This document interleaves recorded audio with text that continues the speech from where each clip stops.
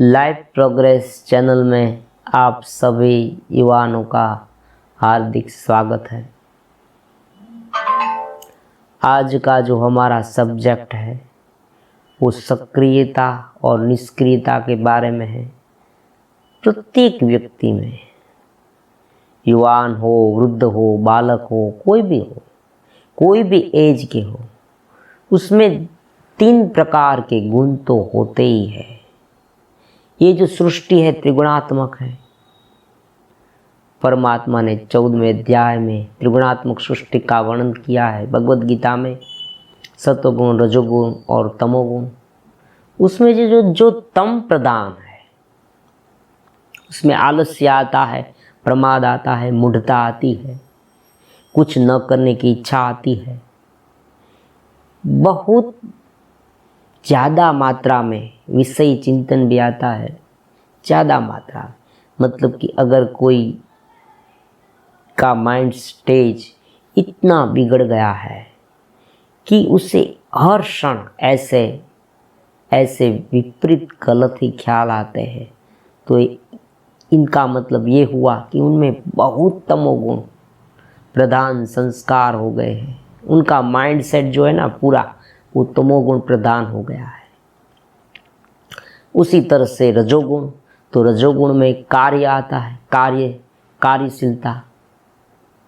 आप कोई कार्य में व्यस्त रहना चाहते हैं, आपको ऐसा मन में लगता है कि मैं कुछ करूं, बस आपको बैठे रहना पसंद ही नहीं।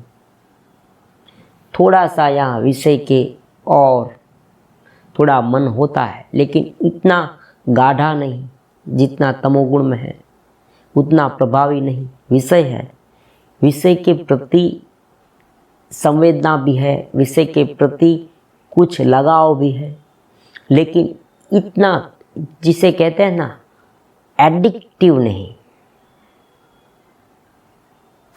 ऐसा रजोगुण में है।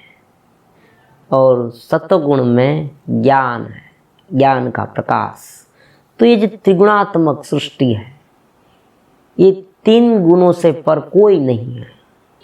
अब आपको क्या करना है? आपको अपनी स्थिति को पहचानना है, हम कहाँ हैं।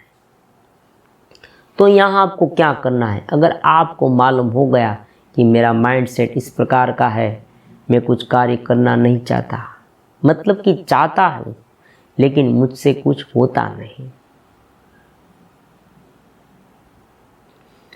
तो आपको क्या करना है? ऐसे जो युवान हैं उनके लिए एक मैं टिप्स देता हूँ।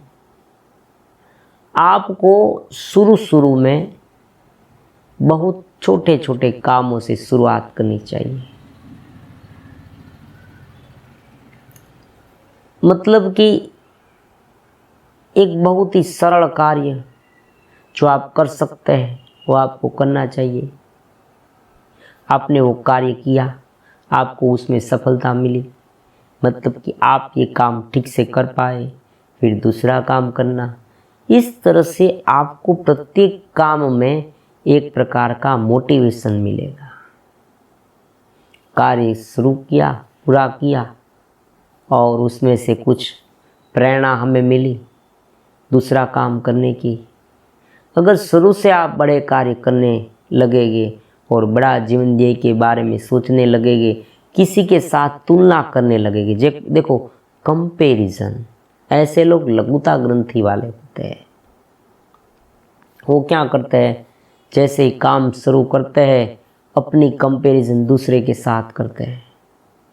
वो ऐसा सोचते हैं कि मैं काम करूँगा लेकिन मेरे मुकाबले तो ऐसे कई सारे व्यक्ति हैं, कई सारे लोग हैं, मुझसे भी बेहतर है, तो मैं करूँगा, उसमें मुझे सफलता, सक्सेस कैसे मिलेगी जब इसी फील्ड में बहुत सारे बेहतर लोग हैं, मुझसे ज़्यादा अच्छे हैं, स्किल वाले हैं, तो ये मेरा काम जो है वो चलने वाला नहीं है, मुझे इसमें सफलता, सक्सेस मिलने वाले नहीं है, मुझे इसमें सक्सेस ही नहीं मिलेगी, मेरा जो समय है वो व्यर्थ जाएगा। तो ऐसे अगर कंपैरिजन करते हैं तो धीरे धीरे उनका जो कार्य करने का उत्साह है ना, वो धीरे धीरे कमजोर होता जाएगा। यही बात है। कंपैरिजन का एक फायदा यह है कि आपको प्रेरणा तो मिलती है, लेकिन अगर ज़्यादा मात्रा में कंपैरिजन करने लगे तो आपका जो कार्य करने का उत्साह है वो धीरे धीरे डिम होता जाएगा।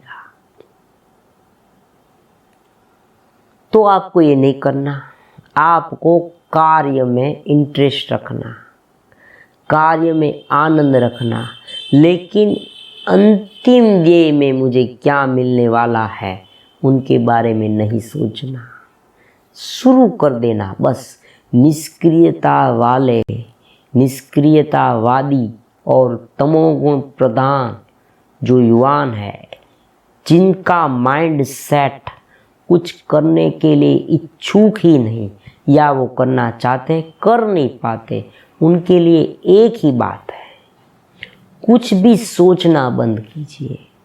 क्योंकि लंबे समय तक अगर कोई आदमी कोई भी कार्य करे बिना सोचते रहेगा तो उनका माइंड सेट ऐसा हो जाएगा। आप सोच बंद कर दीजिए, बस शुरू कर दीजिए। कार्य के अंतिम छोर पर, अंतिम स्टेज पर क्या होगा वो आप मत सोचिए। मैं दूसरे की कक्षा में निम्न कोटि का हूँ, मतलब कि मेरा जो कार्य है वो उनकी कंपैरिजन में कम है, ऐसा भी मत सोचना। बस शुरू कर देना। शुरू कर देने से आपको सफलता मिलेगी ही।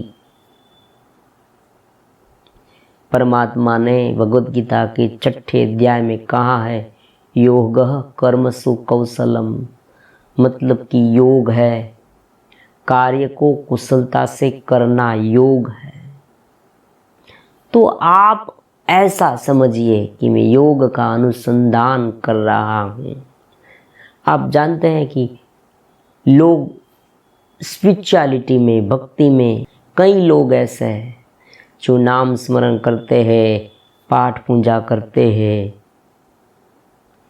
क्योंकि उनमें उसमें एक प्रकार की आध्यात्मिकता पर आस्था है। तो ऐसी आस्था कर्म में भी रखनी चाहिए। तो आपको कर्म करने के लिए करना है, कोई फल के लिए नहीं। तो अगर ऐसी सोच, ऐसा माइंड सेट करेंगे तो ये निष्क्रियता से बाहर निकलना आपके लिए आसान हो जाएगा।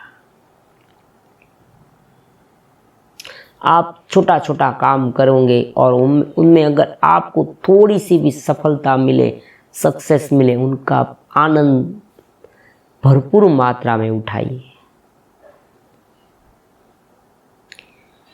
उनका उत्सव मनाइए। ऐसा मत सोचिए कि अभी तो मेरी ये स्टार्टिंग है। धीरे धीरे करके ही आप उच्च स्थिति पर पहुंच सकेंगे। वो साधना के लेवल पर हो, ब्रह्मचर्य के लेवल पर हो, कोई आप स्टूडेंट लाइफ में, बिजनेस में, कोई नया स्टार्टअप आपने शुरू किया है, आप कोई स्किल डेवलप करते हैं, सभी दिशा में, सभी डायरेक्शन में ये एक ही बात है, धीरे धीरे सब होगा। एक झटके में कुछ नहीं होता। एक जो पौधा है वो हमने जमीन अभी बोया है तो तुरंत ही वटवृक्ष नहीं हो जाएगा। उनको देर लगेगी, धीरे धीरे वो आगे बढ़ पाएगा। मतलब कि उनका जो विकास है, ग्रो है, वो धीरे धीरे होगा।